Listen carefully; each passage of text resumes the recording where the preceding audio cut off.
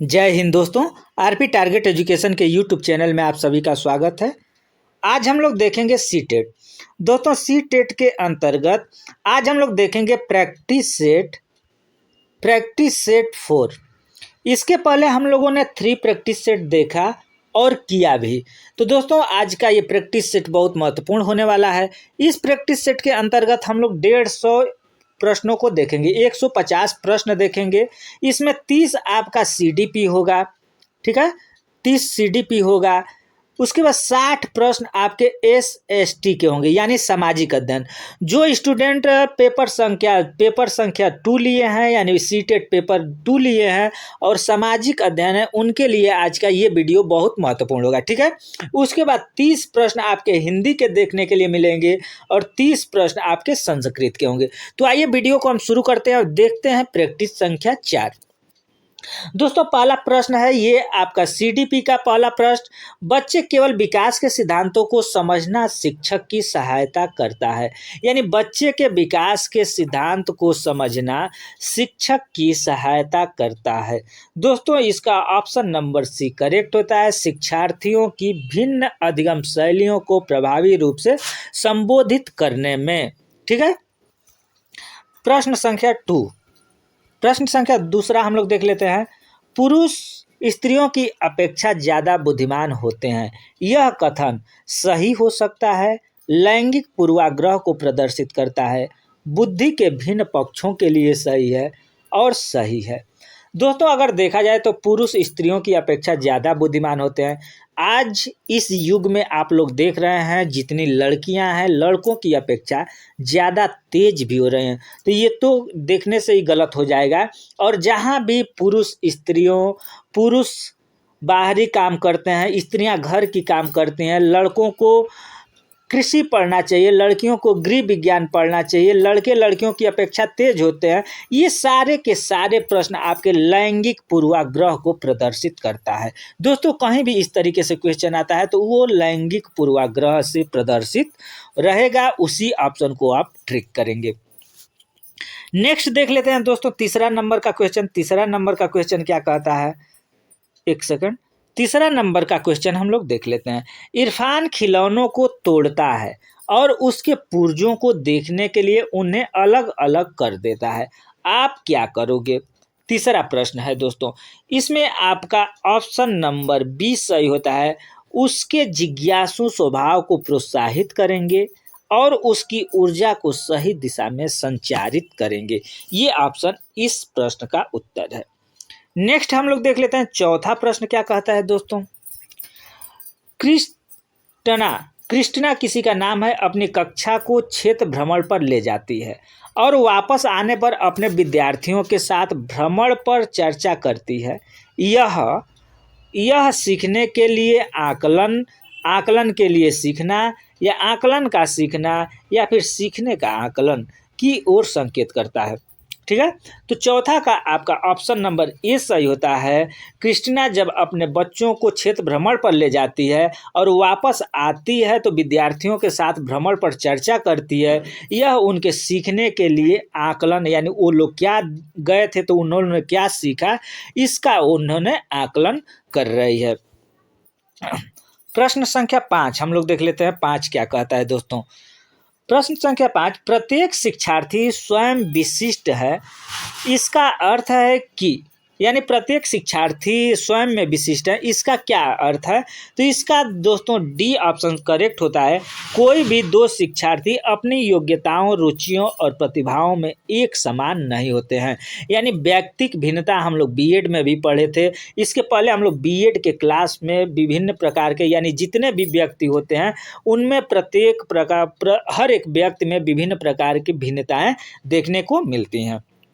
तो ये D option इसका करेक्ट होता है। प्रत्येक शिक्षार्थी स्वयं विशिष्ट होते हैं, सबकी अलग अलग विभिन्नता होती है। छठा नंबर का क्वेश्चन दोस्तों देख लेते हैं। छठा नंबर का क्वेश्चन क्या कहता है। सृजनात्मक उत्तरों के लिए आवश्यक है, यानी सृजनात्मक उत्तरों के लिए क्या आवश्यक है, तो ये बी ऑप्शन सही होता है, मुक्त उत्तर वाले प्रश्न, ठीक है। 7वां क्वेश्चन दोस्तों देख लीजिए। 7वां प्रश्न क्या आपका पूछ रहा है। शिक्षार्थी को शिक्षार्थियों को डॉट डॉट डॉट के लिए प्रोत्साहित नहीं करना चाहिए, यानी किसके लिए प्रोत्साहित हमें नहीं करना चाहिए। तो इसमें अगर देखें सी ऑप्शन इसका, शिक्षक जो पूछ सकते हैं उन सभी प्रश्नों के उत्तर याद करने के लिए प्रोत्साहित उनको नहीं करना चाहिए। और ए बी और डी जो ऑप्शन दिए हैं ये सारे के सारे बच्चों को करना चाहिए, यानी समूह कार्य में दूसरे शिक्षार्थियों के साथ सक्रिय रूप से अंतःक्रिया करने देना चाहिए, अधिक से अधिक पाठ्य सहगामी क्रियाओं में हिस्सा लेने देना चाहिए और कक्षा के अंदर और बाहर अधिक से अधिक प्रश्न पूछने देना चाहिए। ये आपका 7वां प्रश्न है। 8वां प्रश्न दोस्तों थोड़ा सा फास्ट हम लोग कर लेंगे क्योंकि बहुत टाइम ले लेता है। निम्नलिखित में से कौन सा रचनात्मक के लिए उचित उपकरण नहीं है? फॉर्मेटिव असेसमेंट के लिए उचित नहीं है दोस्तों, तो इसमें आपका 20 सत्र परीक्षा फॉर्मेटिव असेसमेंट के लिए उचित नहीं है। 9th नंबर का क्वेश्चन दोस्तों यहाँ देखेंगे क्या कहता है। 9th नंबर का क्वेश्चन, भारतीय समाज की बहुभाषिक विशेषता की डॉट डॉट डॉट देखा जाना चाहिए। 9th नंबर का ए ऑप्शन है, विद्यालयी जीवन को समृद्ध बनाने के लिए संविधान के रूप में। 10वां नंबर प्रश्न देख लेते हैं। 10 नंबर का प्रश्न क्या कहता है। 10वां नंबर है आपका, विद्यार्थियों के सीखने में जो रिक्तियां रह जाती है उनके निदान के बाद क्या होना चाहिए दोस्तों। 10वां का डी यानी समुचित उपचारात्मक कार्य होना चाहिए। 11 नंबर के प्रश्न को देख लीजिए। सबसे अधिक गहन और जटिल समाजीकरण होता है, ठीक है, सबसे अधिक गहन और जटिल समाजीकरण होता है किशोरावस्था के दौरान, पूर्व बाल्यावस्था के दौरान, प्रौढ़ावस्था के दौरान, व्यक्ति के पूरे जीवन में। तो सबसे अधिक पूछ रहा है कि जटिलता सामाजिक, तो आप लोग पढ़े होंगे जटिलता यानी किस वर्ष को जटिल और तूफानकारी किशोरावस्था को, ये आपका इस तरीके से इसमें से एक क्वेश्चन जरूर देखने के लिए मिलता है।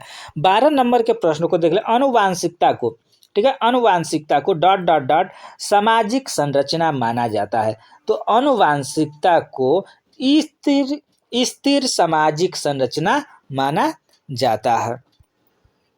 13 नंबर का प्रश्न, पियाजे के अनुसार विकास की पहली अवस्था जन्म के लगभग 2 वर्ष आयु के दौरान बच्चा सबसे बेहतर सीखता है, यानी क्या, निष्क्रिय शब्दों को समझने के द्वारा, अमूर्त तरीके से चिंतन द्वारा, भाषा के नए अर्जन, ज्ञान के प्रयोग द्वारा, इंद्रियों के प्रयोग द्वारा।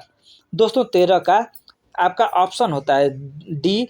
जो बच्चे होते हैं आप लोग देखे होंगे कि जीन पियाजे इंद्रियों पर ज़्यादा बल इन्होंने दिया है, ज्ञान इंद्रियों पर। तो बच्चे जो भी होते हैं वो इंद्रियों के प्रयोग द्वारा सबसे अधिक सीखते हैं। बच्चे या सभी लोग इंद्रियों से ही सीखते हैं। 14 नंबर के प्रश्न को देखेंगे, यहाँ पर सामने ला देते हैं पूरा। इसमें देखेंगे कि निम्नलिखित में से कौन सा समझ के लिए शिक्षण को प्रदर्शित नहीं करता है। 14 नंबर इसका सी ऑप्शन सही होता है, विद्यार्थियों को एकाकी तथ्यों और प्रक्रियाओं को याद करने के योग्य बनाना, ये ऑप्शन करेक्ट होता है। 15 नंबर का क्वेश्चन दोस्तों यहाँ पर देखेंगे क्या बोलता है। सीखने का वह सिद्धांत जो पूर्ण रूप से और केवल अवलोकनीय व्यवहार पर आधारित है, सीखने के किस सिद्धांत से संबंधित डॉट डॉट डॉट सिद्धांत पे संबंध है। तो ये 15 नंबर का आपका बी व्यवहारवादी सिद्धांत पर। 16 नंबर का प्रश्न है, इसको आप लोग देख लीजिए क्या कह रहा है।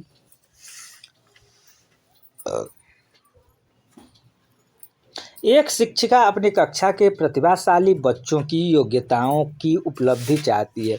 अपने उद्देश्य की प्राप्ति के लिए उसे निम्नलिखित में से क्या नहीं करना चाहिए। दोस्तों 16 का इसमें है, विशेष ध्यान के लिए उन्हें समकक्षियों से अलग करना नहीं चाहिए, तनाव को नियंत्रित करना चाहिए, ठीक है, उनकी सृजनात्मकता को समृद्ध करने के लिए उन्हें चुनौती देना चाहिए, गैर शैक्षणिक विधियों में आनंद लेना सीखना चाहिए।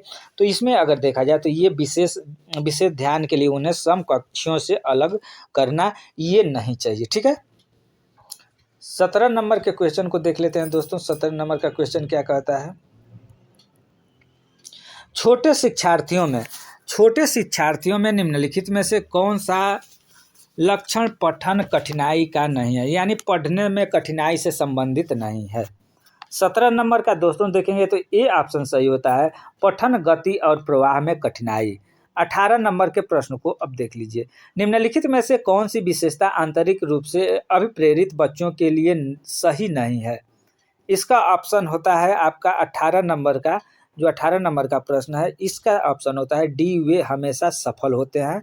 डी ऑप्शन सही होता है, ये डी, वे हमेशा सफल होते हैं। 19 नंबर के प्रश्न को देखेंगे। शिक्षार्थियों का आत्मनियम, शिक्षार्थियों का आत्मनियम डॉट डॉट डॉट की ओर संकेत करता है। ये ऑप्शन डी आपका सही होता है, अपने सीखने का स्वयं पर्यवेक्षण करने की उसकी योग्यता पर। 20 नंबर का क्वेश्चन देख लीजिए क्या कहता है। 20 नंबर, निम्नलिखित में से किस स्थान को सीखने के लक्षण के रूप में नहीं माना जाता है। इसका ऑप्शन बी सही होता है, व्यवहार का अध्ययन सीखना है। 21 नंबर का प्रश्न, सिद्धांत के रूप में रचनावाद, यानी सिद्धांत के रूप में रचनावाद क्या है दोस्तों, इसके बारे में अगर देखा जाए तो इसका ऑप्शन ए सही होता है, दुनिया के बारे में अपना दृष्टिकोण निर्मित करने में शिक्षार्थी की भूमिका पर बल देता है। 22 नंबर का क्वेश्चन यहाँ देखेंगे। सृजनात्मक शिक्षार्थी वह है जो, यानी सृजनात्मक शिक्षार्थी क्या है इसके बारे में आपको बताना है। 22 नंबर का क्वेश्चन, तो इसका सी ऑप्शन सही है, पास यानी ट्रेटरल चिंतन की समस्या समाधान में अच्छा है। 23 नंबर के प्रश्न को देखेंगे। अवधारणाओं की विकास मुख्य रूप से डॉट डॉट डॉट का हिस्सा है। अवधारणाओं की विकास का मुख्य रूप से, 23 नंबर का आपका ए ऑप्शन सही होता है, बौद्धिक विकास। 24 नंबर प्रश्न, व्यक्तिगत शिक्षार्थी एक दूसरे से डॉट डॉट डॉट में भिन्न होते हैं, यानी व्यक्तिगत शिक्षार्थी एक दूसरे से विकास की दर में भिन्न होते हैं, विकास की क्रम में भिन्न होते हैं, विकास की सामान्य क्षमता में भिन्न होते हैं, या वृद्धि एवं विकास के सिद्धांतों में भिन्न होते हैं। बताइए 24 का, विकास की दर में भिन्न होते हैं, ये ऑप्शन बिल्कुल करेक्ट होता है। 25 नंबर के प्रश्न को हम लोग देख लेते हैं क्या कहता है। बच्चे के उचित विकास को सुनिश्चित करने के लिए उसका स्वस्थ शरीर विकास की एक महत्वपूर्ण पूर्व आवश्यकता है। यह कथन गलत हो सकता है क्योंकि विकास नितांत व्यक्तिगत मामला है। सही है क्योंकि विकास क्रम में शारीरिक विकास सबसे पहले स्थान पर आता है। सही है क्योंकि शारीरिक विकास विकास के अन्य पक्षों के साथ अंतः संबंधित है। डी ऑप्शन यह है कि गलत है क्योंकि शारीरिक विकास विकास के अन्य पक्षों की किसी भी प्रकार से प्रभावित नहीं करता है। 25 नंबर का, इसमें सी ऑप्शन बिल्कुल करेक्ट होता है। इसमें पूछा गया है क्या, यहाँ पर पहले देखेंगे कि इसमें पूछा गया है क्या कि बच्चे के उचित विकास को सुनिश्चित करने के लिए उसका स्वस्थ शरीर विकास का एक महत्वपूर्ण पूर्व आवश्यकता है। तो सी ऑप्शन सही है क्योंकि शारीरिक विकास विकास के अन्य पक्षों के साथ अंतः संबंधित क्रिया है। 26 नंबर के प्रश्न को देखो। मानव विकास कुछ विशेष सिद्धांतों पर आधारित है, निम्नलिखित में से कौन सा मानव विकास का सिद्धांत नहीं है।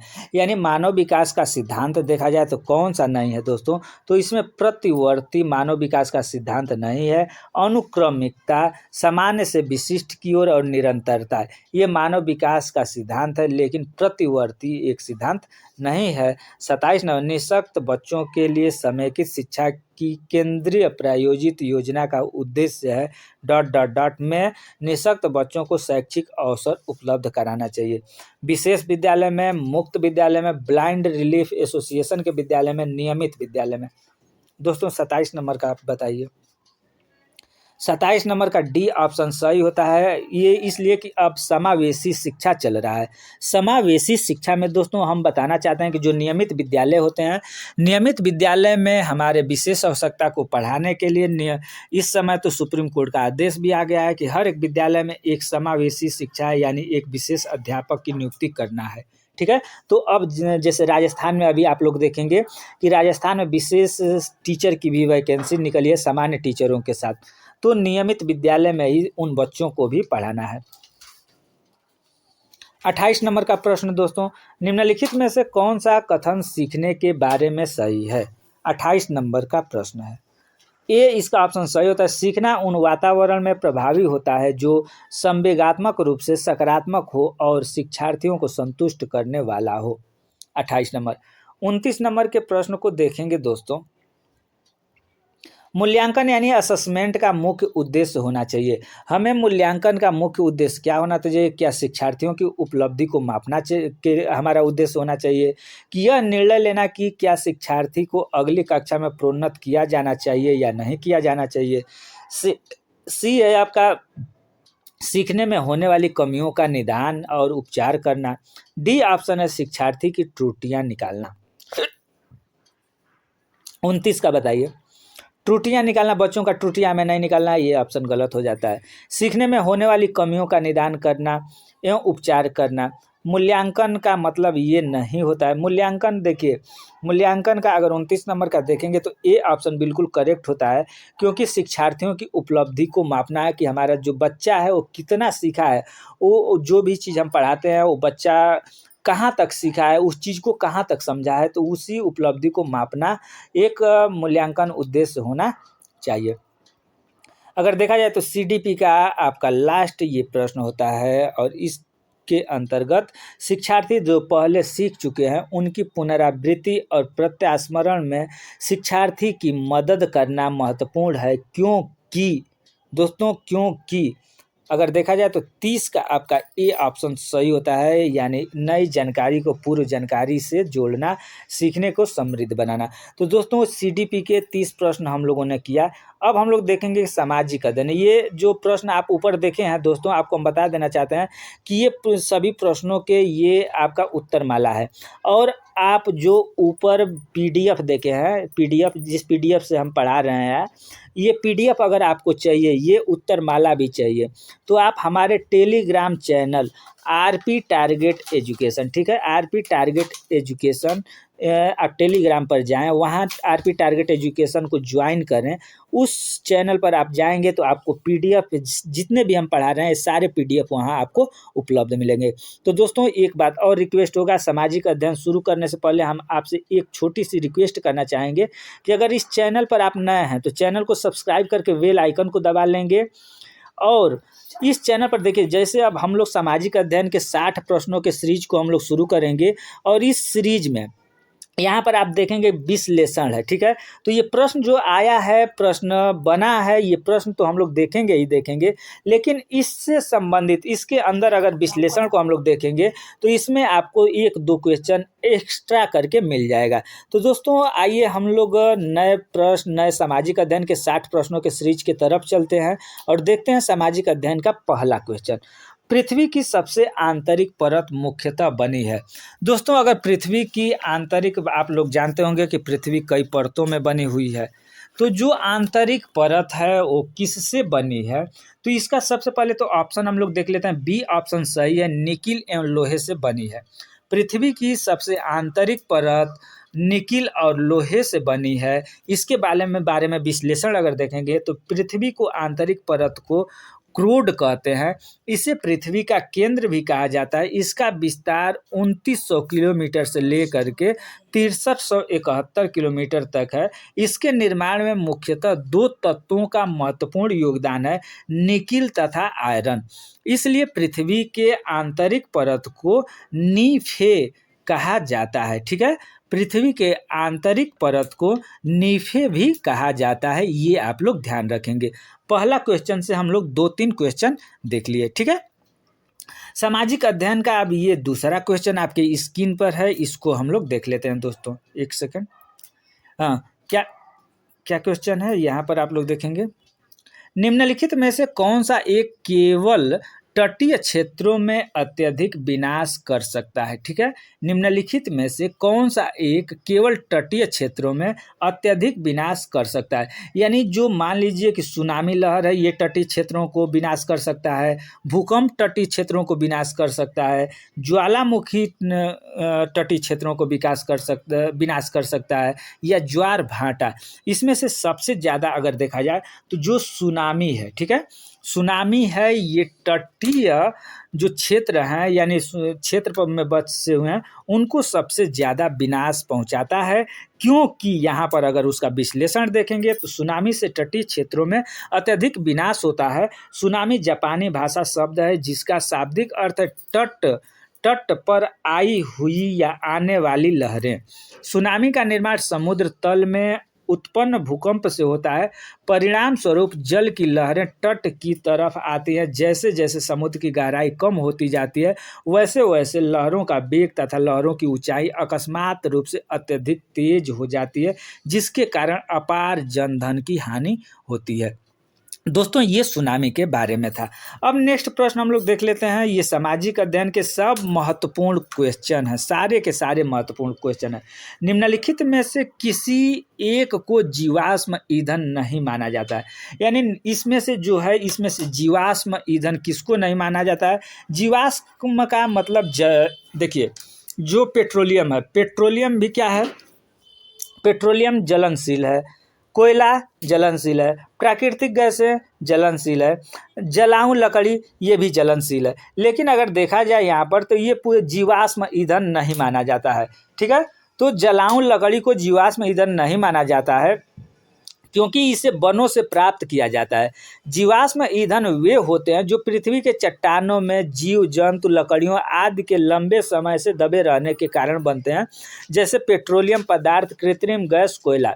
ठीक है, यानी कहने का मतलब है कि जीवाश्म जो ईंधन है दोस्तों, जैसे मान लीजिए कि कोयला है, कोयला कैसे बनता है? बहुत सारे जमाने का जो पेड़ पौधा है, वो वन है, वो पृथ्वी में दब गया, नीचे दब गया और वो कोयला का निर्माण ले लिया, तो वो कोयला बन गया। तो कोयला भी है, जमीन से पेट्रोलियम आता है, प्राकृतिक गैस से भी, ये सब। तो ये जलाऊं लकड़ी एक जीवाश्म ईंधन नहीं है। दोस्तों वीडियो लंबा होगा, अगर इस तरीके से हम लोग समझते हुए चलेंगे तो वीडियो लंबा होगा। आप लोगों से रिक्वेस्ट होगा कि अगर सामाजिक अध्ययन आप लिए हैं तो ये 60 प्रश्न सामाजिक अध्ययन के जरूर देखेंगे।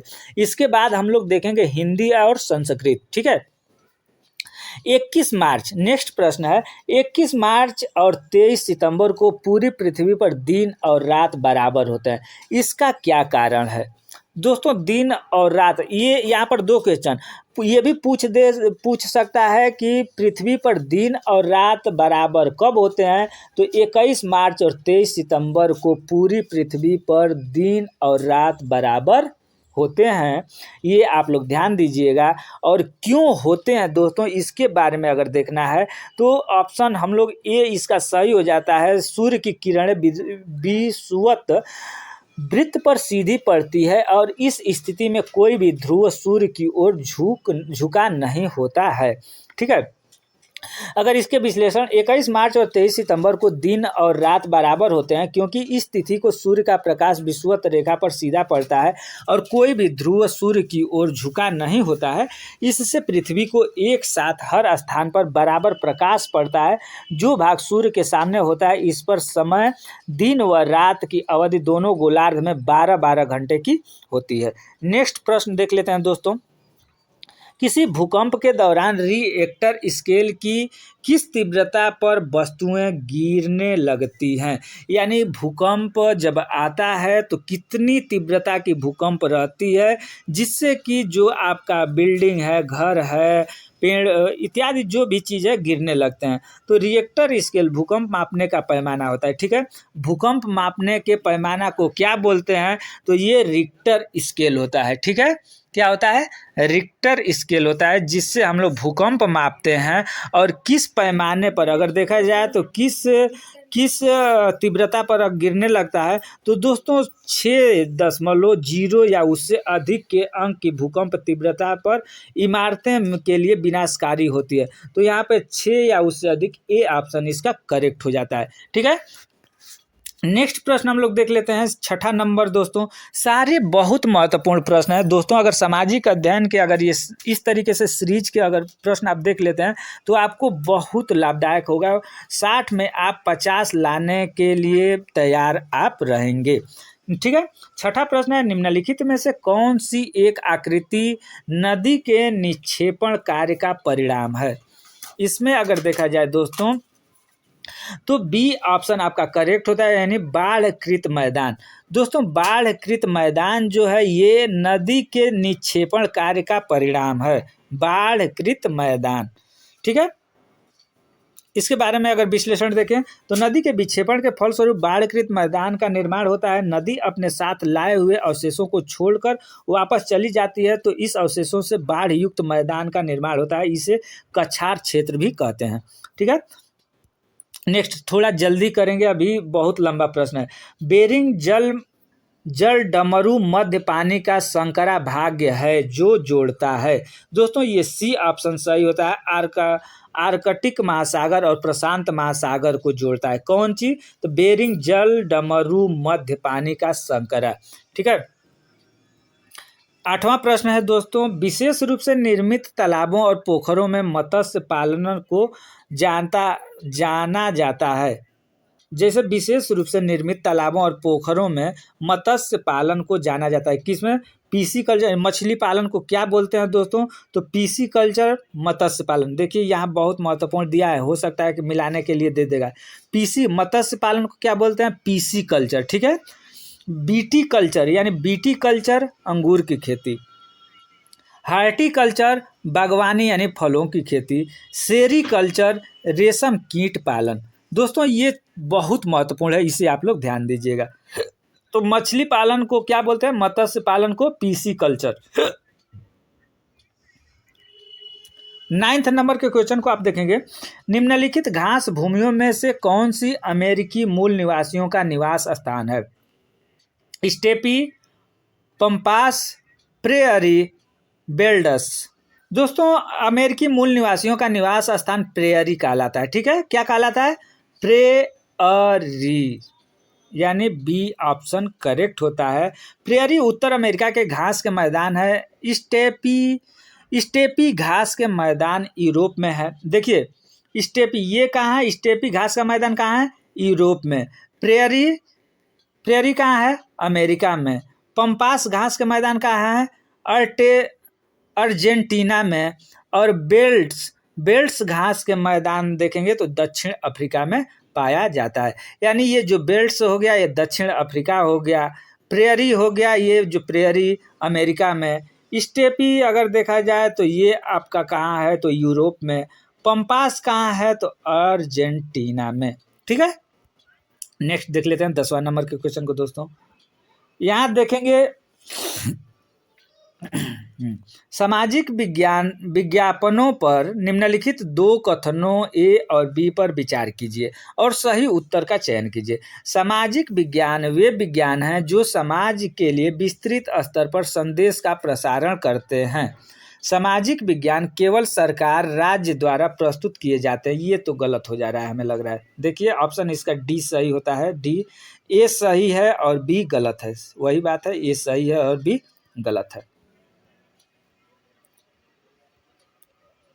नेक्स्ट, जनपद पंचायत के अंतर्गत। दोस्तों जनपद पंचायत के अंतर्गत क्या नहीं होना चाहिए? तो कई जिला परिषद होते हैं, कई ग्राम पंचायतें होती हैं, कई नगर पालिका वार्ड होते हैं, कई ग्राम सभाएं होती है। जनपद में क्या चीज़ होता है? जनपद पंचायत के अंतर्गत जनपद पंचायत जिला पंचायत पंचायती राज व्यवस्था की शीर्षस्थ संस्था होती है। इसके अंतर्गत कई ग्राम पंचायतें होती हैं। जिला पंचायत ग्राम पंचायत तथा राज्य के बीच एक कड़ी मध्यस्थ होती है। इसके अंतर्गत कई ग्राम पंचायतें होती हैं। ठीक है। नेक्स्ट दोस्तों ये भी प्रश्न महत्वपूर्ण है। अपने कक्षीय समतल पर पृथ्वी के अक्ष का झुकाव आनति कोण क्या है? यानी जो पृथ्वी है, पृथ्वी किस अंश पर झुकाव है? तो ये डी ऑप्शन सही है। 66 सही 1/2 अंश पर। अपने कक्षीय समतल पर पृथ्वी के अक्ष का झुकाव 66 सही 1/2 है। जबकि पृथ्वी अपने अक्ष पर, देखिए पृथ्वी अपने अक्ष पर कितना झुकी है? तो 23 सही 1/2 झुकी हुई है। ठीक है। और देखा जाए तो पृथ्वी के अक्ष का झुकाव 66 सही 1/2 है।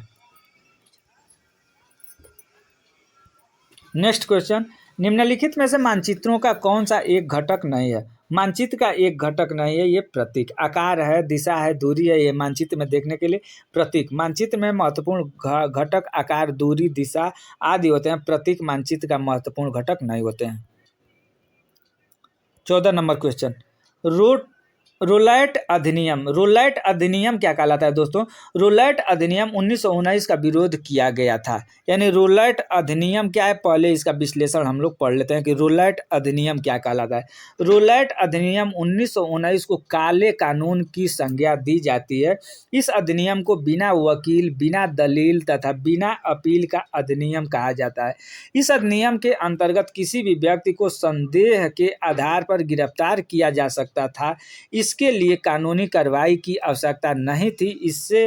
इससे लोगों के मौलिक अधिकार को आघात पहुंचा तथा पुलिस को और भी शक्ति प्रदान हो गई। यानी रोलैट अधिनियम 1919 में ये काले कानून, तो इसमें अगर देखा जाए तो इसके अभिव्यक्ति की स्वतंत्रता जैसे मौलिक अधिकार दिए थे। ठीक है। चोल साम्राज्य, दोस्तों चोल साम्राज्य में सभा का सदस्य बनने के लिए निम्नलिखित में से कौन सी एक शर्त नहीं थी? यानी चोल साम्राज्य बनने के लिए देखा जाए तो इसका भी हम लोग विश्लेषण ही देखेंगे। वैसे ए ऑप्शन उसका सही होता है। उसकी आय 25 से 70 वर्ष के बीच होनी चाहिए, ये एक शर्त नहीं थी। ठीक है। जबकि उन्हें भूमि का स्वामी होना चाहिए जहाँ से भू राजस्व वसूला जाता है, ये होना चाहिए। उसके पास अपना घर होना चाहिए, उन्हें वेदों का ज्ञान होना चाहिए। ये 3 ऑप्शन होने चाहिए। ठीक है। चोल वंश। अब देखिए बौद्ध धर्म के बारे में है दोस्तों। बौद्ध धर्म में बोधिसत्व थे। क्या था? तो बौद्ध धर्म की महायान शाखा बौद्धिस्ट को स्वीकार किया गया। इसमें वे लोग जिन्होंने निर्वाण प्रबोध प्राप्त किया था। 16। 17 नंबर देखेंगे दोस्तों। 17 नंबर, गर्भगृह कुछ प्रारंभिक हिंदू मंदिरों का सबसे महत्वपूर्ण भाग था। 17 नंबर का डी ऑप्शन बिल्कुल सही होता है। वह स्थान जहाँ मुख्य देवी या देवता की मूर्ति को रखा जाता है वह गर्भगृह का, हिंदुओं का गर्भगृह स्थान था। 18 नंबर के प्रश्न को देखेंगे। निम्नलिखित में से कौन सा एक उष्णकटिबंधीय घास स्थान है? A option savanna. उष्णकटिबंधीय घास का मैदान सवाना है जो अफ्रीका महाद्वीप में पाया जाता है।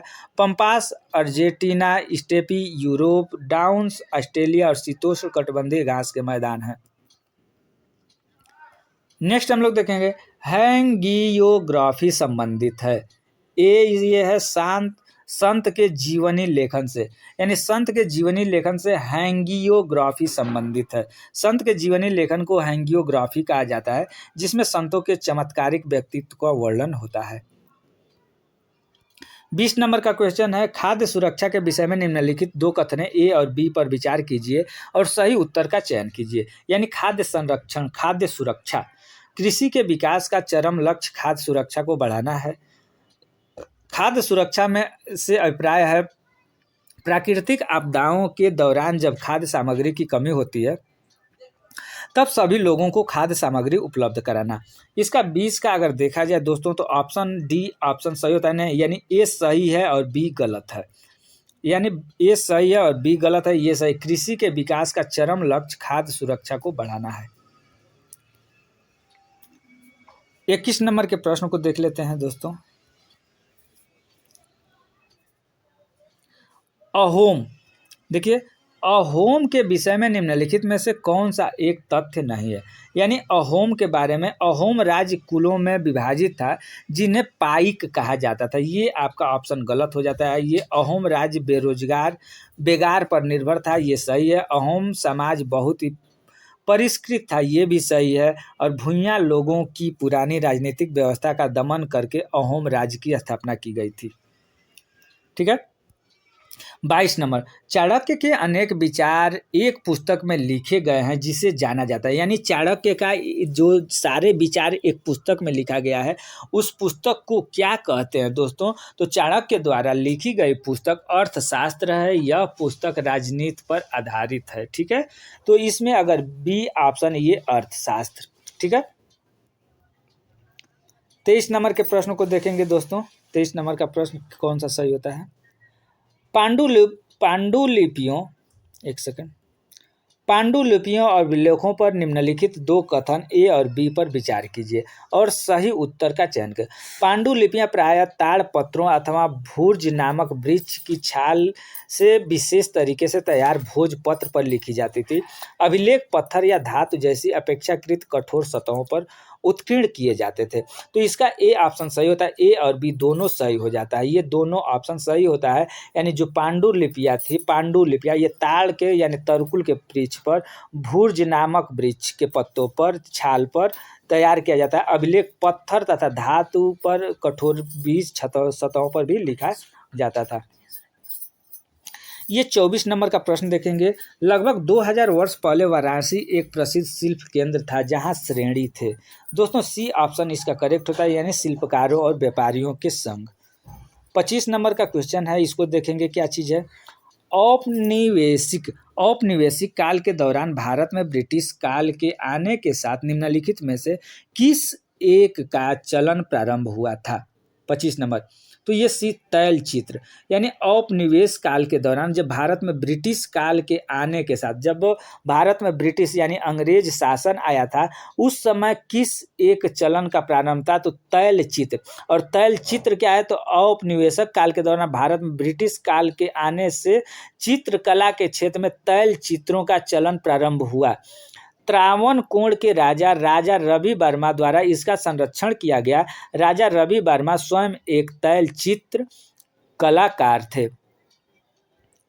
ठीक है दोस्तों, अगर देखा जाए तो ये सामाजिक अध्ययन तो है। सामाजिक अध्ययन का अगर सब्जेक्ट देखा जाए, विषय वस्तु देखा जाए तो बहुत लंबा है दोस्तों, बहुत लंबा है।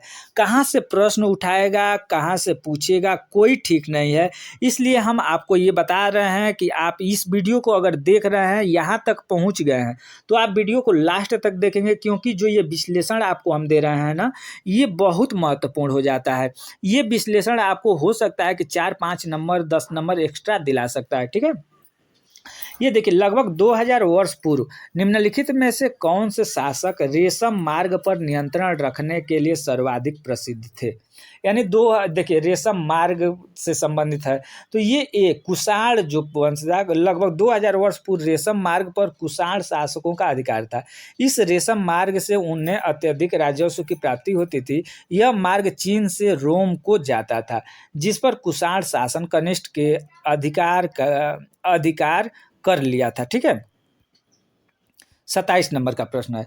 दिल्ली के सुल्तानों के शासनकाल में निम्नलिखित में से कौन सी एक प्रशासनिक भाषा थी। दिल्ली के सुल्तान के शासनकाल में इसमें से अगर देखा जाए तो फारसी थी, हिंदी थी, उर्दू थी या अरबी थी। तो दिल्ली सुल्तानों के शासनकाल में प्रशासनिक भाषा फारसी थी। ठीक है, 28 नंबर के प्रश्न को दोस्तों हम लोग देख लेते हैं। 28 नंबर का, सहायक संधि के अंतर्गत ईस्ट इंडिया कंपनी ने राज्यों के भारतीय शासकों को बाध्य किया। सहायक संधि के अंतर्गत ईस्ट इंडिया कंपनी जो है 1600 ईस्वी में भारत में अपना आधिपत्य की थी। ठीक है, ईस्ट इंडिया कंपनी। तो ईस्ट इंडिया कंपनी ने राज्यों के भीतर शासक को बाध्य किया। तो इसका ऑप्शन आपका देखेंगे तो बी, ईस्ट इंडिया कंपनी के बारे में थोड़ा सा हम लोग पढ़ लेते हैं। सहायक संधि व्यवस्था गवर्नर जनरल लॉर्ड बेलेजली 1998 से 1805 द्वारा शुरू की गई। इस व्यवस्था के अंतर्गत सहायक संधि स्वीकार करने वाले राज्यों की कोई स्वयं की स्वतंत्रता शक्ति नहीं होती थी, परंतु कंपनी द्वारा उन्हें सुरक्षा प्रदान की जाती थी तथा इसके लिए राज्य द्वारा कंपनी को धन दिया जाता था जो सुरक्षा के बदले होता था।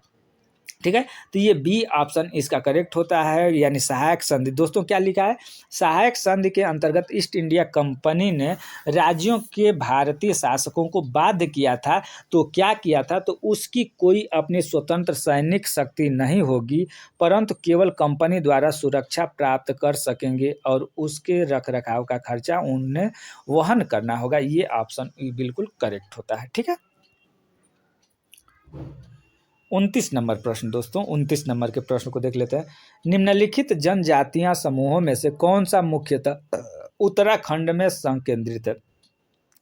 दोस्तों उत्तराखंड की प्रमुख जनजाति भोटिया, थारू, जौनसारी, बुक्सा आदि गौड़ तथा भील मध्य प्रदेश की जनजातियां हैं। ठीक है, इसमें अगर देखा जाए तो ये क्या क्या कहा गया, बी ऑप्शन भूटिया जो ये है जो जनजाति है, ये उत्तराखंड की जनजाति है। और बुक्सा, ठीक है, भूटिया, थारू, जौनसारी, बुक्सा आदि ये सब का है, ये सारे के सारे उत्तराखंड के हैं, जबकि गौड़ तथा भील मध्य प्रदेश की जनजातियां हैं। 30 नंबर का प्रश्न है, भारत का निम्नलिखित में से कौन सा राज्य कलमकारी छापे के लिए लोकप्रिय है? दोस्तों कलमकारी छापे के लिए आंध्र प्रदेश राज्य प्रसिद्ध है। आंध्र प्रदेश राज्य प्रसिद्ध है। यह रंगोली का ही एक रूप है। पंजाब में इसे मेहंदी, तमिलनाडु में कल्लम तथा कर्नाटक में इसे रंगवली कहा जाता है। दोस्तों देखिए कितना महत्वपूर्ण यहाँ से निकल रहा है। जो कलमकारी छापे है ये आपका आंध्र प्रदेश के लिए प्रसिद्ध है, ठीक है, रंगोली है, लेकिन पंजाब में इसे मेहंदी कहते हैं और तमिलनाडु में कल्लम कहते हैं, कर्नाटक में रंगवली कहा जाता है, ठीक है। 31 नंबर के प्रश्न को, कक्षा में परिचर्चा के लिए दिए जाने वाले सामाजिक आंदोलन के प्रतीक अध्ययन केस स्टडी में निम्नलिखित का होना आवश्यक नहीं है। यानी किसका होना आवश्यक नहीं है? केस एक सामाजिक अध्ययन के जो क्लास है, सामाजिक अध्ययन का जो आंदोलन के प्रतीक अध्ययन है, उसमें क्या चीज़ नहीं है दोस्तों? तो ये आपका ए ऑप्शन आंदोलन के समाधान से संबंधित। नेक्स्ट है 32 नंबर का प्रश्न, सामाजिक विज्ञान की पाठ्य पुस्तकों में मानचित्रों और आरेखों का प्रयोग प्रासंगिक है क्योंकि वे, अगर सामाजिक विज्ञान का दोस्तों बुक है उसमें मानचित्र क्यों बना होता है, आरेख क्यों बना हुआ है, ये प्रासंगिक है क्योंकि इसके बने होने का क्या कारण है दोस्तों? तो इसके बने होने का अवधारणा को स्पष्ट करने के लिए ये मानचित्र और आरेख होना अति आवश्यक है।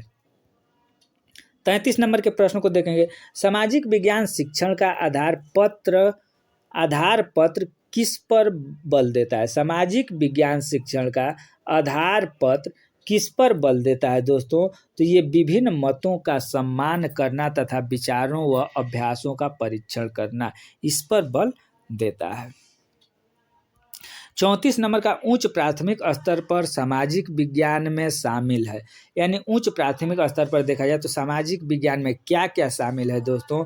तो जो एनसीएफ ने अपना दिया है, उच्च प्राथमिक स्तर पर सामाजिक विज्ञान में भूगोल शामिल है, इतिहास शामिल है, राजनीति विज्ञान, अर्थशास्त्र विषय शामिल होते हैं, ठीक है।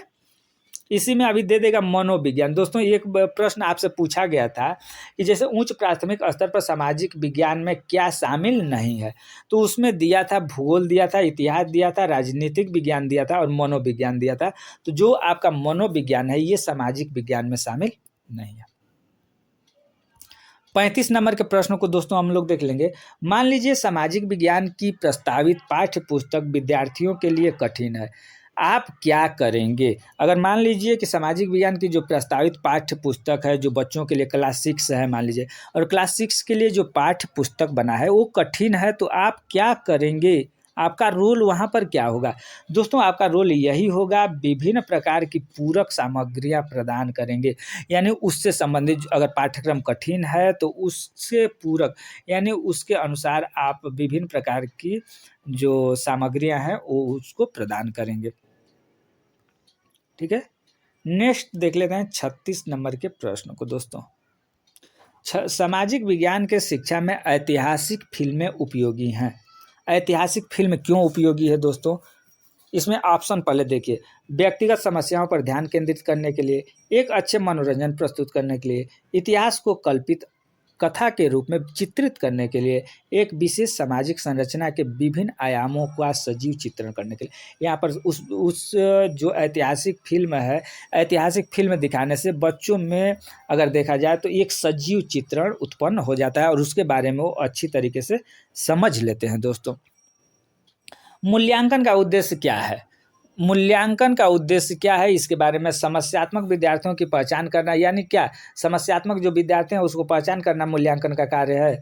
शिक्षण अधिगम प्रक्रियाओं में सुधार लाना, बच्चों को श्रेणियों में बांटना, प्रतियोगिता का प्रोत्साहित करना, ठीक है, प्रतियोगिता का प्रोत्साहित करना, बच्चों को प्रतियोगिता प्रोत्साहित नहीं, ये ऑप्शन बी आपका करेक्ट होता है। शिक्षण अधिगम प्रक्रियाओं में सुधार लाना ये आपका मूल्यांकन का उद्देश्य होता है, उद्देश्य होना चाहिए भी। एक क्षेत्र के इतिहास के पाठ को शिक्षक अभी पढ़ा रही है, आपके विचार में ब को क्या करना चाहिए। ब का मतलब मान लो कि एक क्षेत्र के इतिहास के पाठ को शिक्षक, मान लीजिए कि ब लिखा हुआ है, किसी का नाम हो सकता है, ठीक है, किसी का नाम है, मान लीजिए पूनम नाम हो गया, सुमन नाम हो गया, कुछ भी नाम है, जैसे सुमन अभी पढ़ा रही हैं, आपके विचार में सुमन को क्या करना चाहिए। दोस्तों इसके बारे में अगर देखा जाए तो ये जो है आपका ऑप्शन सही होता है। सुमन को विचित्र कला विधियों में समानताओं तथा परिवर्तनों पर प्रकाश डालना चाहिए। 39 नंबर के प्रश्न को दोस्तों देखेंगे। कक्षा कक्ष में पक्षपात, भेदभाव और पूर्वाग्रहों को किसके द्वारा दूर किया जा सकता है। बहुत मोस्ट इंपॉर्टेंट सवाल है देखा जाए तो इसका डी ऑप्शन सही होता है। सामाजिक वास्तविकताओं के विभिन्न आयामों के बारे में परिचर्चा करके। दोस्तों अगर देखिए वीडियो ये आपके लिए और चैनल पर जो वीडियो जा रहा है ये आपके लिए अगर महत्वपूर्ण सिद्ध हो रहा हो तो आप चैनल पर अगर अब तक आ रहे हैं तो चैनल को कम से कम लाइक कर दीजिएगा और अपने दोस्तों के पास शेयर कर दीजिएगा। आज हम लोग प्रैक्टिस सेट 4 देख रहे हैं, सामाजिक अध्ययन का एक और प्रैक्टिस सेट हम लोग देखेंगे। इसके बाद हम चलेंगे दूसरे सब्जेक्ट के तरफ, ठीक है। प्राइमरी 1 to 5 के लिए हम लोग चलेंगे और वहाँ से 5 सीरीज देखने का प्रयास करेंगे, ठीक है। तो 40 नंबर का जो प्रश्न है दोस्तों, रचनात्मक मूल्यांकन को कब किया जाता है। रचनात्मक मूल्यांकन कब किया जाता है तो रचनात्मक मूल्यांकन दोस्तों शिक्षण अधिगम प्रक्रिया के दौरान ही किया जाता है। और जो मूल्यांकन है ये शिक्षण क्रिया का एक निहित अंग है। शिक्षण के दौरान हम लोगों को बच्चों को रेगुलर मूल्यांकन करते रहना चाहिए। मूल्यांकन का मतलब असेसमेंट, बच्चों का मूल्यांकन। उच्च प्राथमिक स्तर पर भूगोल और अर्थशास्त्र एक साथ निम्नलिखित में से सहायक हो सकते हैं। 41 का आपका ए ऑप्शन सही होता है। पर्यावरण, संसाधन एवं विकास के मुद्दों के प्रति दृष्टिकोण विकसित करना। 42 नंबर का दोस्तों प्रश्न है, आप लोग देखेंगे। आप अलाउद्दीन खिलजी या मोहम्मद बिन तुगलक के शासनकाल में एक किसान हैं और आप सुल्तान द्वारा लगाया गया कर नहीं चुका सकते, आप क्या करेंगे। उपरोक्त प्रश्नों में किसको बढ़ावा दिया जा रहा है। दोस्तों इतिहास के संदर्भ में एक कल्पना को बढ़ावा दिया जा रहा है। ये 43 नंबर का है। कक्षा 6 की इतिहास की पाठ्य पुस्तक के प्रत्येक पाठ की शुरुआत एक युवा लड़की और लड़के के द्वारा की गई है। आपके विचार में पाठ्य पुस्तक निर्माता द्वारा यह रणनीति क्यों अपनाई गई है। यानी कहने का मतलब ये है कि कक्षा 6 का जो इतिहास का बुक है उसमें एक लड़का और एक लड़कियों के द्वारा यानी द्वारा की गई है। इसका मतलब क्या होता है तो दोस्तों विद्यार्थियों में, ठीक है, इसका डी ऑप्शन सही होता है। विद्यार्थियों में पूछताछ तथा खोज की भावना को विकसित करने के लिए ये सब किया गया है, ठीक है। 44 नंबर का प्रश्न है, सामाजिक विकास की पाठ्य पुस्तकों के प्रति क्या दृष्टिकोण होना चाहिए आगामी पूछताछ के अवसर के रूप में। 45 नंबर, वृत्त आरेख किसके लिए उपयोगी है। दोस्तों वृत्त आरेख ये पूछ रहा है, वृत्त आरेख क्या है तो समग्र के संबंध में किसी एक मूल्य को प्रदर्शित करने के लिए वृत्त आरेख उपयोगी होता है। डी आपका ऑप्शन सही हो जाए। समग्र के संबंध में किसी एक मूल्य को प्रदर्शित करने के लिए हम लोग वृत्त आरेख का प्रयोग करते हैं। 46 नंबर का प्रश्न, संक्रियात्मक मूल्यांकन निम्नलिखित के लिए अनुपयुक्त है। ए ऑप्शन इसका सही होता है। ग्रेड का निर्धारण करने में शिक्षण अधिगम प्रक्रिया के दौरान संपूर्ण प्रगति का आकलन करने के लिए संक्रियात्मक मूल्यांकन सर्वाधिक उपयुक्त होता है। 47 नंबर, लोकतांत्रिक संस्थानों पर प्रोजेक्ट करके दिखाया जा सकता है। लोकतांत्रिक संस्थानों पर प्रोजेक्ट करके दिखाया जा सकता है। इसका ऑप्शन ए सही होता है। इनका विश्लेषण करके इनकी विशेषताओं और चुनौतियों को पहचाना जा सकता है। 48 नंबर, सामाजिक विज्ञान के शिक्षण में प्रयोग की जाने वाली भाषा कौन सी होनी चाहिए। डी ऑप्शन तटस्थ और संवेदनशील। 49 नंबर का प्रश्न, सामाजिक विज्ञान पढ़ाते समय एक शिक्षक का प्रयास होना चाहिए। यानी सामाजिक विज्ञान पढ़ा रहे हैं तो एक शिक्षक का क्या प्रयास होना चाहिए तो एक शिक्षक का प्रयास होना चाहिए तथ्यों, मूल्यों को तथा आदर्शों पर बल देना, न कि विस्तृत रूप से याद। देखिए याद करना, बल देना, ये दोनों, याद करना यही गलत होता है, बल देना और केवल शब्द, ये तीनों आप लोग देख करके तुरंत काट सकते हैं। ये सब निगेटिव पॉइंट है। तथ्यों, मूल्यों तथा आदर्शों पर बल देना, ये करेक्ट होता है। 50 नंबर के प्रश्न को देख लेते हैं दोस्तों।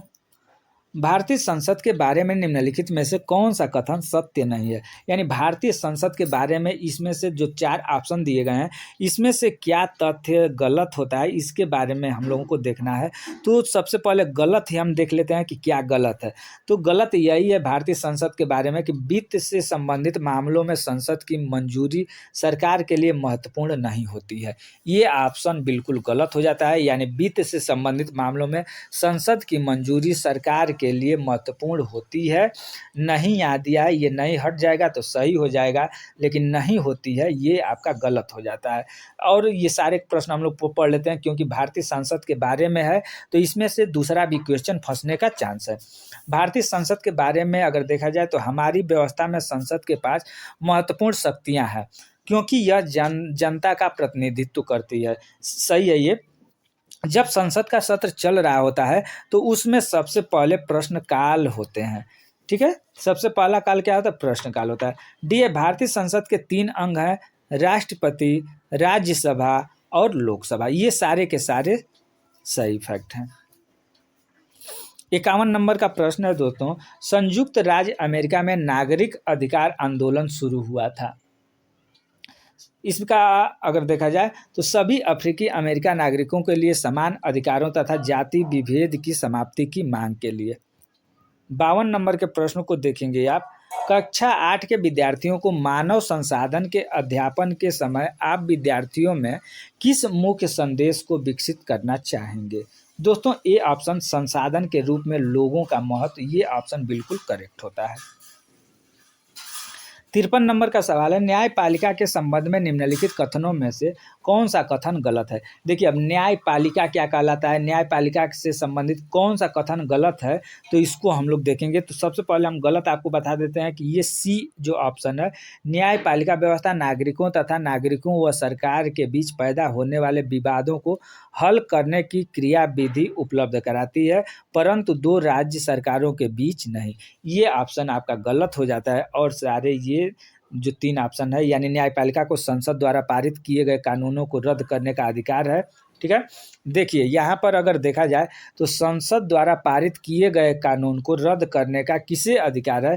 तो ये न्यायपालिका को अधिकार है कि संसद अगर कोई कानून पारित कर देता है तो न्यायपालिका उसे रद्द कर सकता है। ठीक है, उसके बाद न्यायपालिका और क्या कर सकता है दोस्तों? तो यह नागरिकों के मौलिक अधिकारों की सुरक्षा करने में महत्वपूर्ण भूमिका निभाती है। उसके बाद न्यायपालिका के कार्य क्षेत्र में विधायिका और कार्यपालिका हस्तक्षेप नहीं कर सकते। यानी जो विधायिका है और कार्यपालिका है, ये न्यायपालिका पर कोई हस्तक्षेप नहीं कर सकती है, जबकि जो न्यायपालिका है ये विधायिका और कार्यपालिका पर हस्तक्षेप कर सकती है। 54 नंबर का प्रश्न है, निम्नलिखित में से कौन सा एक दीवानी सिविल कानून के दायरे में नहीं आती है? दोस्तों, ये सी है, दहेज के लिए महिलाओं को परेशान करना फौजदारी कानून के तहत आता है। 55 नंबर का प्रश्न है, संवैधानिक उपचार का अधिकार के अंतर्गत, यानी क्या इसमें से सही है दोस्तों? तो डी ऑप्शन सही हो जाता है। इसको हम लोग संवैधानिक उपचारों का अधिकार संविधान में अनुच्छेद 32 में वर्णित है। ठीक है, इस अनुच्छेद के अनुसार यदि किसी नागरिक को लगता है कि राज्य द्वारा उसके किसी मौलिक अधिकारों का उल्लंघन हुआ है तो वह न्यायपालिका के शरण में जा सकता है। 56 नंबर का प्रश्न, विधानसभा के सदस्य। दोस्तों, विधानसभा के सदस्य के बारे में ये 4 ऑप्शन दिए गए हैं। इसमें से अगर देखा जाए तो ये जो ए है ना, लोगों, जनता, यानी लोगों बराबर जनता द्वारा चुने जाते हैं। विधानसभा के सदस्य जनता द्वारा चुने जाते हैं। ठीक है, इसमें देखेंगे कि विधानसभा विधानमंडल का निचला सदन है। विधानसभा के सदस्य जनता द्वारा चुने जाते हैं तथा इसके सदस्यों का कार्यकाल 5 वर्ष होता है। 57, निम्नलिखित में से कौन सा एक ग्राम पंचायत का कार्य नहीं है? यानी ग्राम पंचायत का इसमें से कौन काम नहीं है? तो गांवों के लोगों को रोजगार देने संबंधी सरकारी योजनाएं लागू करना। ठीक है, ये नहीं है ग्राम पंचायत का कार्य। या फिर ग्राम पंचायत अपने पंचायत सचिव को चुनती है, ग्राम पंचायत अपने पंचायत सचिव को चुनती है, ये ऑप्शन गलत हो जाता है। ग्राम पंचायत अपने पंचायत सचिव को नहीं चुनती है, इसकी नियत राज्य सरकार द्वारा की जाती है। 58 गठबंधन सरकार से अभिप्राय है, यानी गठबंधन सरकार क्या कहलाता है दोस्तों? तो गठबंधन सरकार चुनाव के बाद किसी भी दल को स्पष्ट बहुमत न मिलने की स्थिति में दो या दो से अधिक राजनीतिक दलों के बीच सत्ता की साझेदारी गठबंधन की सरकार कहलाती है। संविधान के अनुच्छेद 22 में उल्लिखित फौजदारी दंड कानून के अंतर्गत प्रत्येक गिरफ्तार व्यक्ति को निम्नलिखित में से कौन सा मौलिक अधिकार नहीं दिया गया है? संविधान के अनुच्छेद 22 में उल्लेखित फौजदारी कानून के अंतर्गत प्रत्येक गिरफ्तार व्यक्ति को पुलिस हिरासत में दिए गए इकबालिया बयान को आरोपी के खिलाफ सबूत के तौर पर प्रयोग करने का मौलिक अधिकार नहीं दिया गया है। 60 नंबर और एसएससी का लास्ट प्रश्न। तवा मत्स्य संघ मछुआरों की सहकारी समितियों का एक संघ जो जंगलों से विस्थापित निवासियों के अधिकारों के लिए लड़ रहा है, किस राज्य में है? दोस्तों, तवा मत्स्य संघ मछुआरों की सहकारी समितियों का एक संघ है जो मध्य प्रदेश में है। ये संघ जंगलों से विस्थापित निवासियों के अधिकारों के लिए लड़ रहा है। ये आपका मध्य प्रदेश में है, जो कि अगर देखा जाए तो क्या कर रहा है? मछुआरों और समितियों के संघ के अधिकारों के लिए लड़ रहा है। अब नेक्स्ट दोस्तों हम लोग देखेंगे ये क्या चीज़ है। तो आपके सामने अब हिंदी आ गया, ठीक है। ये 91 से लेकर के 30 यानी 120 प्रश्न आप देखेंगे यहाँ पर, ठीक है। एक सेकेंड, ये तो इधर नहीं जाएगा, कटेगा। चलिए छोटा कर लेते हैं थोड़ा। चलिए, ये हिंदी के प्रश्न है और हिंदी के 30 प्रश्न हम लोग देखेंगे। तो दोस्तों थोड़ा सा जल्दी करेंगे क्योंकि वीडियो बहुत लंबा हो जाएगा। आइए प्रश्नों को हम बोलते जाएंगे और उत्तर बताते जाएंगे कैसे कैसे प्रश्न आएंगे। ये हिंदी के 30 प्रश्न। पाठ में दिए गए चित्रों का क्या उद्देश्य होता है? यानी जो पाठ्य पुस्तक दिया होता है उसमें चित्रों का क्या उद्देश्य होता है? तो चित्र अमूर्त संकल्पनाओं को समझने में सहायक होते हैं। ये आपका ऑप्शन करेक्ट होता है। 92 नंबर का क्वेश्चन जो है, भाषा के अभिव्यक्तात्मक कौशल है। यानी भाषा के देखेंगे तो हम आपको इसके पहले भी बताए थे कि ये आप याद रखिएगा, सुबोपली, ठीक है। भाषा के 4 कौशल हैं, सुनना, बोलना, पढ़ना और लिखना, ठीक है। भाषा के कितने कौशल हैं? तो भाषा के 4 कौशल हैं। इसमें से ये पूछ रहा है भाषा के अभिव्यक्तात्मक कौशल, यानी भाषा के अभिव्यक्त, जिसको हम अभिव्यक्त कर सकते हैं जिसको। तो भाषा के 4 कौशल हैं, श्रवण कौशल अभी जो हम बताएं, पठन कौशल पढ़ना, मौखिक अभिव्यक्ति कौशल और बोलना और लेखन कौशल, ठीक है। यानी देखिए, सुनना, पढ़ना, बोलना और लिखना, ये 4 कौशल होते हैं। जबकि प्रथम 2 कौशल क्या है? ग्रह आत्मक, यानी जिसको हम ग्रहण करते हैं, ठीक है। जिसको हम ग्रहण करते हैं, यानी ग्रहण किसको करते हैं? हम बोलते हैं, ये तो अभिव्यक्त कर रहे हैं, बोलते हैं अभिव्यक्त कर रहे हैं, लिखते हैं अभिव्यक्त करते हैं। लेकिन ग्रहण, कोई बोलता है तो सुनते हैं, ये अपने आप अंदर में ग्रहण करते हैं, ठीक है। और सुनना, ठीक है। दोस्तों इसमें अगर देखा जाए तो जो ये आपका सुनना और पढ़ना है, ठीक है। सुनना और पढ़ना, इसको हम लोग ग्रहण करते हैं, और जो बोलना और लिखना है इसको हम अभिव्यक्त करते हैं, ठीक है। 93 नंबर के क्वेश्चन को देख लीजिए। एक सेकंड। प्राथमिक स्तर पर कौन सा भाषा शिक्षण का उद्देश्य नहीं है? प्राथमिक स्तर पर कौन सा भाषा शिक्षण के उद्देश्य नहीं है? तो ये तीसरा ऑप्शन, वर्णमाला को क्रम से कंठस्थ करना, ये उद्देश्य नहीं है। नेक्स्ट 94 नंबर, थोड़ा जल्दी करके देख लेते हैं। प्रश्नों को हम बताते जाने हैं, उत्तर बताते हैं। उपचारात्मक शिक्षण की सफलता निर्भर करती है। उपचारात्मक शिक्षण की सफलता किस पर निर्भर करती है? तो ये समस्याओं के कारणों को सही पहचान करने पर निर्भर करती है। 95 नंबर का प्रश्न है, भाषा कौशल के संदर्भ में कौन सा कथन उचित है? ये भाषा के 4 कौशल परस्पर अंतः संबंधित होते हैं, ये आपके बिल्कुल करेक्ट ऑप्शन। 96 नंबर का, एक बहुसांस्कृतिक कक्षा में आप एक भाषा शिक्षक के रूप में किस बात को अधिक महत्व देंगे? तो तो ये बच्चों को भाषा प्रयोग के अधिक से अधिक अवसर देंगे, ये ऑप्शन करेक्ट होता है। 97 नंबर का जो प्रश्न है, हिंदी की कक्षा में प्रायः हिंदीतर भाषी बच्चे अपने हिंदी सीखने में अनेक कठिनाइयों का सामना करते हैं, क्योंकि प्रायः हिंदी और उनकी मातृभाषा की संरचना में अंतर होता है। 98 बोलना कौशल में महत्वपूर्ण है, बोलना कौशल में महत्वपूर्ण है, संदर्भ एवं स्थिति के अनुसार अपनी बातों को कह सकना। 99 नंबर का प्रश्न, एक समावेशी कक्षा में कौन सा कथन भाषा शिक्षण के सिद्धांतों के प्रतिकूल है? तो व्याकरण के नियम सिखाने से बच्चों का भाषा विकास शीघ्रता से होता है। 100 नंबर का प्रश्न है दोस्तों, क्या कहता है, कहानी सुनाने से, यानी कहानी सुनाने से क्या होता है दोस्तों? तो कहानी सुनाने से बच्चों की कल्पना शक्ति व चिंतन शक्ति का विकास होता है, ये ऑप्शन आपका करेक्ट होता है।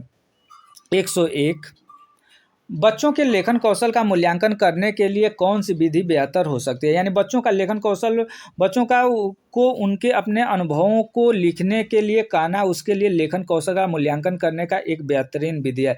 यानी बच्चों के लेखन कौशल का आपका मूल्यांकन करना है, तो बच्चों को जो हम लोग बोल देते हैं कि बच्चों अपने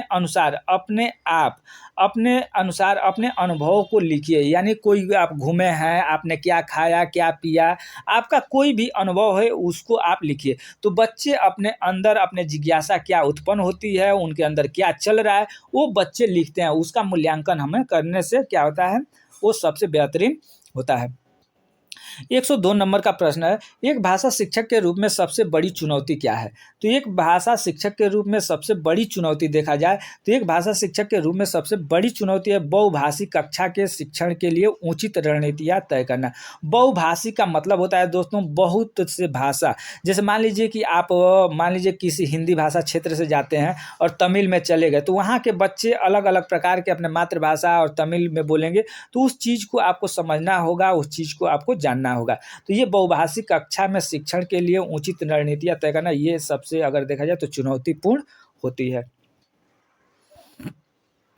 दोस्तों यहाँ पर देखेंगे अब थोड़ा सा महत्वपूर्ण, ये 103 भाषा शिक्षण में पाठ्य पुस्तक। दोस्तों भाषा शिक्षण में पाठ्य पुस्तक का क्या महत्व है? तो ये चौथा अपन साधन है। भाषा शिक्षण में पाठ्य पुस्तक एक साधन हो जाता है। गृह कार्य के बारे में कौन सा कथन उचित है? एक सेकंड, इसको बड़ा ही कर लेते हैं। गृह कार्य के बारे में कौन सा कथन सबसे उचित है? तो ये तीसरा, बच्चों की क्षमताओं के अनुसार गृह कार्य दिया जाना चाहिए। ठीक है। 105 नंबर दोस्तों का था, प्राथमिक स्तर पर बच्चों की भाषा शिक्षा के संदर्भ में निम्नलिखित में से कौन सा कथन असत्य है? ठीक है, कौन सा कथन असत्य है? इसका ऑप्शन इधर आप देखेंगे, ये 4 ऑप्शन दिए गए हैं। तो इसमें आपका चौथा असत्य है, बच्चों की भाषा संकल्पनाओं और विद्यालय में प्रचलित भाषा परिवेश में विरोधाभास ही भाषा सीखने में सहायक होती है। अब देखिए ये पैराग्राफ दिया गया है दोस्तों, आपको सीटेट में हिंदी में भी पैराग्राफ मिलेगा, संस्कृत में भी पैराग्राफ मिलेगा। इसमें आप देखेंगे कि पैराग्राफ आपको दिया है 106 से 114 जो है, आपको पढ़ करके प्रश्नों के उत्तर देना है। ठीक है, ये प्रश्नों के उत्तर देना है। तो इसमें है कि मनु को अपनी किस गलती का एहसास हुआ? दोस्तों अगर देखा जाए तो मनु बहन ने पूरे दिन की डायरी लिखी, लेकिन एक जगह लिख दिया सफाई वगैरह की। गांधी जी प्रतिदिन डायरी पढ़कर उस पर अपना हस्ताक्षर करते थे। तो दोस्तों ये दिया है कि मनु को अपनी किस गलती का एहसास हुआ? तो मनु को यहाँ पर उन्होंने अपने डायरी में वगैरह शब्द का प्रयोग किया था। ठीक है, यहाँ पर जो मनु बहन ने पूरे दिन की डायरी लिखी, लेकिन उसमें लिख दिया सफाई वगैरह जो शब्द लिख दिया, इसी का अपना एहसास हुआ। इस तरीके से हम लोग देख लेंगे अपना जो भी प्रश्न पूछ रहा है, इसको बोल के आप स्क्रीनशॉट लेना चाहते हैं तो ले सकते हैं। ठीक है, इसको ले सकते हैं और देख सकते हैं। वैसे आपको हम बता देना चाहते हैं कि जो ये आप सामने देख रहे हैं इसका पीडीएफ आपको हमारे Telegram channel RP target education channel, अगर आप टेलीग्राम से जुड़ जाते हैं तो आपको ये पीडीएफ आपको फ्री में वहाँ उपलब्ध मिल जाएगा। ठीक है, अब हिंदी के और देख लेते हैं हम लोग प्रश्न। अब यहाँ से हम प्रश्न शुरू कर देते हैं, फिर से पैराग्राफ खत्म होता है। ठीक है, पैराग्राफ आप लोग एक बार देख लीजिएगा ना। डायरी लिखना इसलिए महत्वपूर्ण है क्योंकि, ये देखिए पैराग्राफ से ही संबंधित है। डायरी लिखना इसलिए महत्वपूर्ण है क्योंकि इसमें व्यक्ति स्वयं विश्लेषण करता है और स्वयं मूल्यांकन भी करता है। ये अभी उसी से संबंधित है, ये पैराग्राफ से ही सब। प्रतिदिन शब्द में कौन सा समास है, यहाँ से अब शुरू हो जाता है, ठीक है। प्रतिदिन में कौन सा समास है आप लोग बताइए। प्रतिदिन, प्रतिदिन शब्द में अव्यय विभाव समास है। अव्यय विभाव समास का प्रथम पद अव्यय होता है और प्रतिदिन का पहला पद प्रति अव्यय है, ठीक है। प्रतिदिन अव्यय है, अव्यय विभाव समास। अब देखिए एक पढ़ा हुआ कितना पच गया है का अर्थ है। यहाँ पर एक प्रश्न है, पढ़ा हुआ कितना पच गया है का अर्थ है पढ़ा हुआ कितना आत्मसात किया, ये इसका अर्थ होता है। कार्य शब्द का तद्भव बताइए। दोस्तों ये अगर देखा जाए, ये जो आपके सामने ये देख रहे हैं ना, ये सी-टेट में किसी न किसी वर्ष में 2011 में ये प्रश्न आया हुआ है, 2011 या 12 में आया हुआ है। ये वहीं से ये सब प्रश्न उठाए गए हैं, ये सी-टेट के ही प्रश्न हैं। ये कार्य शब्द का तद्भव रूप बताइए। कार्य शब्द का तद्भव रूप काज होता है। विचार में इक प्रत्यय लगाकर क्या इक प्रत्यय, दोस्तों प्रत्यय पीछे लगता है। किसी भी जो ये शब्द है इसके पीछे इधर जो लगाइएगा उसे प्रत्यय बोलते हैं, और इस शब्द के इधर जो लिखिएगा उसे क्या बोलते हैं, उपसर्ग बोलते हैं। तो ये जो विचार है, विचार के पीछे इक लगा दिया जाए तो क्या हो जाएगा, विचारिक हो जाएगा। क्या होगा, विचारिक तो कोई शब्द होता नहीं है, तो इसलिए वैचारिक, ये पहला ऑप्शन वैचारिक ऑप्शन ये करेक्ट हो जाता है।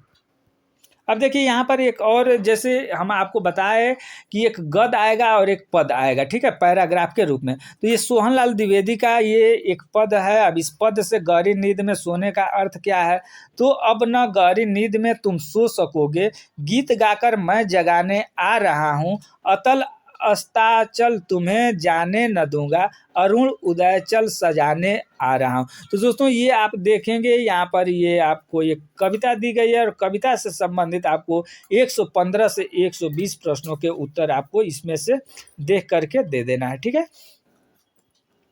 अब आता है दोस्तों संस्कृत, ठीक है। अब हम लोग संस्कृत से संबंधित देख लेते हैं। संस्कृत में भी वही स्थिति है दोस्तों। संस्कृत में 30 प्रश्न लिए गए हैं, और 30 प्रश्न में आपको 15 पैराग्राफ से मिलेंगे, ठीक है, 15 पैराग्राफ से मिलेंगे। और संस्कृत में आपको उत्तर अगर देखना है तो यहाँ पर सबसे पहले देखिए, सबसे पहले हम लोग क्या करते हैं, प्रश्न पढ़ते हैं।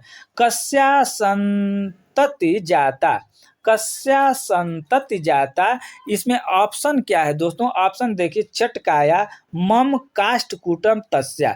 तो इसको कैसे हम लोग ढूंढेंगे, सबसे पहले ये प्रश्न आपने देखा और ऑप्शन देखा। इसमें अगर ऊपर देखेंगे यहाँ पर, तो दोस्तों यहाँ पर पूरा एकास्मिन वृक्ष एक चटका प्रतिवस्ती असम कालेन तस्या संतति जाता। तो यहाँ पर चटका जो शब्द, एका चटका आप देख रहे हैं, यहाँ पर देखिए हम लोगों ने देखा चटकाया, तो इसका ऑप्शन यहाँ पर बिल्कुल पहला का ये सही हो जाता है, चटकाया, ठीक है। दोस्तों यहाँ पर आप लोगों को हम केवल उत्तर बता दे रहे हैं, ठीक है। आप लोग ऐसे ही खोजिएगा कस्या संतति जाता, इसका आपका ऑप्शन ए चटकाया, अभी आपको हमने ऊपर दिखाया भी, यहाँ आप लोगों ने देखा, रुकिए एक सेकेंड, यहाँ ऑप्शन भी दिखाई, यहाँ चटकाया है, ये इसी से आप लोग निकाल सकते हैं।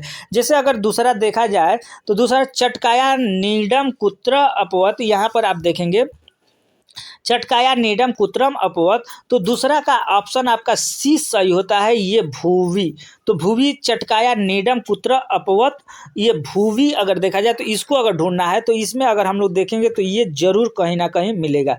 तो जैसे एक सेकेंड दोस्तों यहाँ पर देखेंगे चटकाया नीडम भूवी, ठीक है, ये चटकाया नीड भूवी। तो ये आप लोगों को ऑप्शन यहाँ पर जो ये भूवी दिया है, यहाँ पर जो ये भूवी दिया है चटकाया नीडम कुत्रम अपवत, तो ये भूवी जो दिया है ये आपका करेक्ट ऑप्शन हो जाता है। तो इसका दूसरा का सी हो गया। तीसरा का ऑप्शन इस तरीके से हम आपको बता दे रहे हैं, आप ढूंढना चाहें तो इसमें से देख सकते हैं। इसका पीडीएफ आपको मिल जाएगा। बार बार हम बोल रहे हैं, इसका भी पीडीएफ आप हमारे Telegram channel RP target education Telegram channel से जुड़ जाइए, वहाँ ये पीडीएफ आपको फ्री में मिल जाएगा। तीसरा का ये ऑप्शन, एक सेकंड यहाँ हम सामने लाएंगे तो फिर छोटा हो जाएगा, आप देख नहीं पाएंगे। ये तीसरा का अगर देखा जाए तो क्या सही होगा दोस्तों, देख लीजिए, स्क्रीनशॉट ले लीजिएगा, उसका भी ले लीजिएगा स्क्रीनशॉट, ये जो उत्तर हम बता रहे हैं इसका भी ले लीजिएगा। तो ये तीसरा प्रश्न है, तीसरा प्रश्न का ए ये आपका सही है। चौथा प्रश्न जो होता है इसका आपका बी सही है। क गढ़ते पश्चात मरद च, पाँचवा है आपका, पाँचवा का ए सही है गज।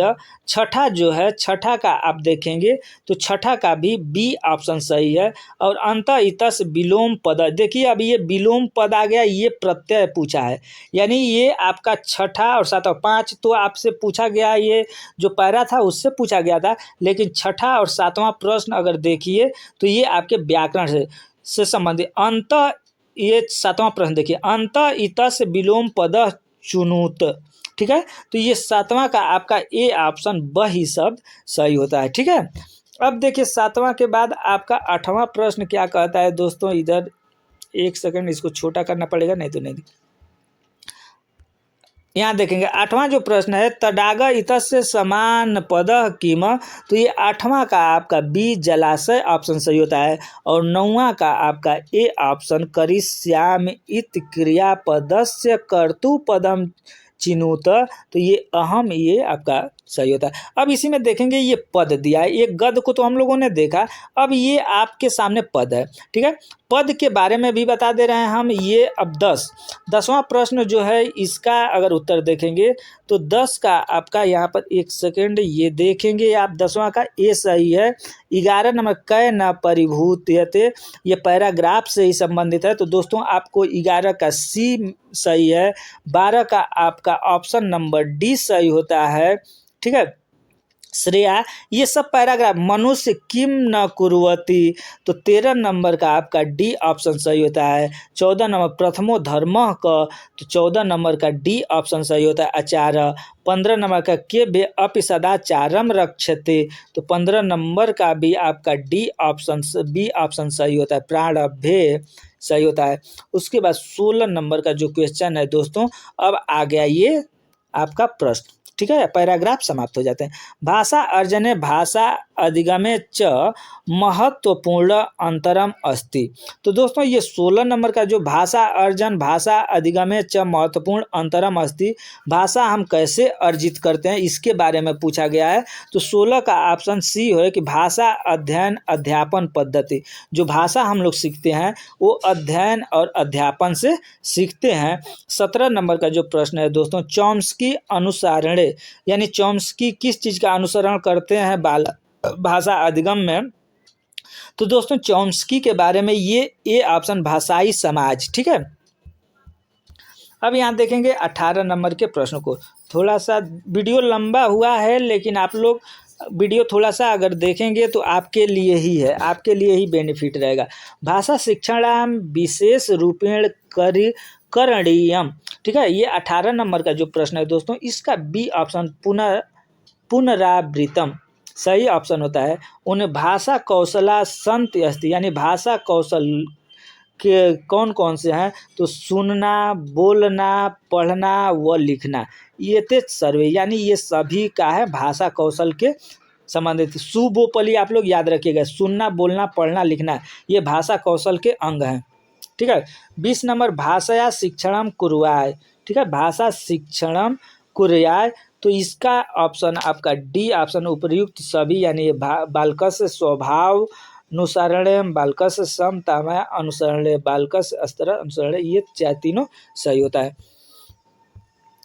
21 नंबर के प्रश्न को देख लेते हैं। कि दृश्य परीक्षणे बहुविकल्पात्मक प्रश्नारूपांतरणे आधारति प्रश्ना वाक्यानां पूर्ति प्रश्ना भवति। 21 नंबर के प्रश्न के उत्तर को हम लोग देखेंगे तो ये वस्तुनिष्ठ परीक्षण है। 22 नंबर का जो प्रश्न है दोस्तों, परीक्षण प्रक्रिया कति चरणा संति, यानी परीक्षा जो प्रक्रिया है वो किस किस चरण से गुजरती है, 1 चरण से, 2 चरण से, 3 चरण से, तो ये 22 नंबर का ये बी ऑप्शन करेक्ट होता है, 3 चरण। मानवस्य विचाराणां प्रभावित संपर्णे निम्नलिखित रूपेण च मध्य परस्परम संबंधस्य आधारभूतम अथवा प्रमुख तत्वम किम। ये 23 नंबर के प्रश्न के उत्तर को अगर देखेंगे तो ये ऑप्शन आपका ए सही होता है, व्याकरणात्मक संरचना। 24 नंबर का जो प्रश्न है इसका अध्यापक अध्यापिका उदाहरण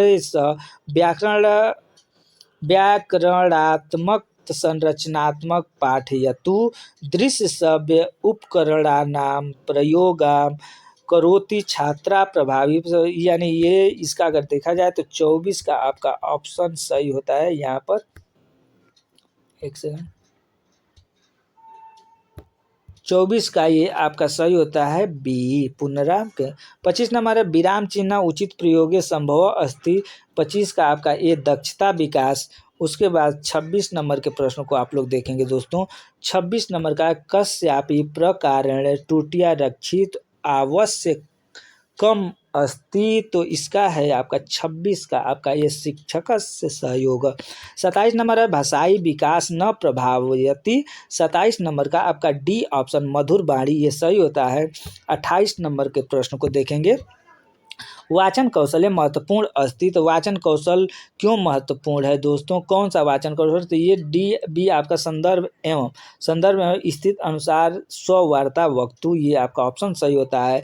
29 नंबर के प्रश्नों को देखेंगे दोस्तों, तो 29 नंबर भाषा शिक्षण विषय व्यवहारवादी विचारधारायाम, इसका 29 नंबर के प्रश्न का उत्तर सही होता है डी उत्प्रेरणा प्रत्युत्तर संबंध संवर्धनस्य प्राधान्यम विद्यते, ये ऑप्शन सही होता है।